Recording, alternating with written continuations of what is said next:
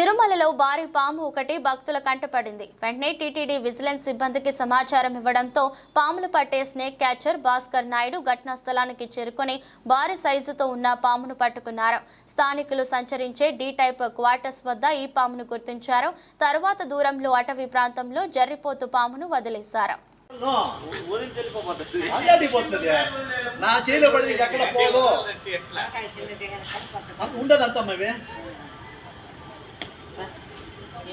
ఎన్ని మూడు ఉంటుంది నేను ఇది ఇట్లా కెట్టి మళ్ళీ ఎగదు ఎంతలాదో విడిచిపెట్టి ఒక నిమిషంలో కదా విడిచిపెట్టి ఒక నిమిషం నిన్ను విడిచిపెట్టి పడలేదు నూనె పోదు